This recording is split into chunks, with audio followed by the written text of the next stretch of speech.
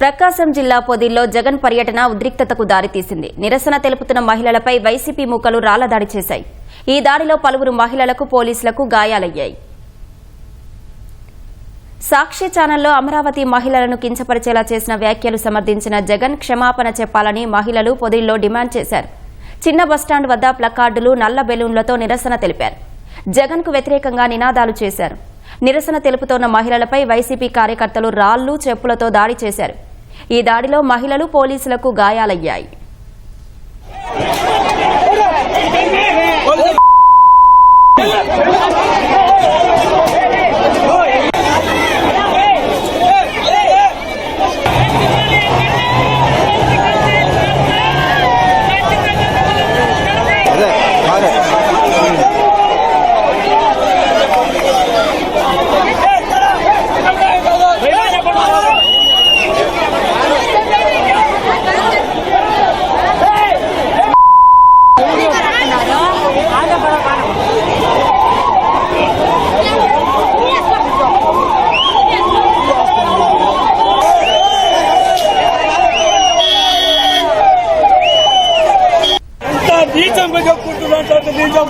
ఆడోళ్ల మీద నిరసన తెలియజేస్తుంటే సంస్కారం మీ కార్యకర్తలను చెప్తున్నాం. ఈ రోజున దుర్మార్గమైన పరిపాలన చేసి మీ యొక్క కార్యకర్తని రౌడీలుగా చేసి మహిళల మీద చెప్పులేని సొంతము వాళ్ళు ఇచ్చి తలకాయలు పాల్గొట్టడం అనేది మీకు ఆడోళ్ళ పట్ల, అందరు రాష్ట్ర ప్రజల పట్ల మీకు ఎక్కడా విశ్వాసం లేదు, భావన లేదని చెప్పేసి మేము ఖండిస్తున్నాం. జగన్ పొదిలి పర్యటనను వ్యతిరేకిస్తూ పొదిల్లోని బస్టాండ్ కూడలి, కొనకనమిట్ల కూడల్లో మహిళలు నిరసనకు దిగారు. మహిళలపై అసభ్య వ్యాఖ్యలను సమర్థించిన జగన్ ఏం ఉద్ధరించాలని పొదిలి వచ్చారో చెప్పాలన్నారు. రహదారి పక్కన నిల్చొని నిరసన తెలుపుతోన్న తమపై రాళ్ల దాడి చేయడం సరికాదని ఆగ్రహం వ్యక్తం చేశారు. మహిళల పట్ల గౌరవం లేని జగన్ అండ్ సైకో బ్యాచ్ కి ప్రజలు బుద్ధి చెప్పినా సిగ్గు రాలేదని నిరసనకారులు మండిపడ్డారు.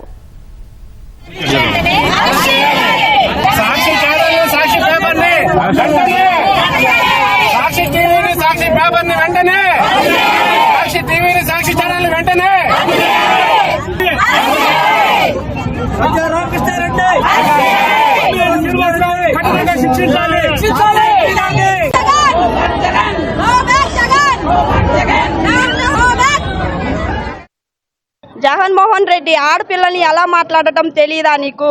ఆడపిల్లలు అంటే ఆడపుల్లులు లాంటి వాళ్ళని ఎలా అంటే అలా మాట్లాడడం చాలా తప్పు.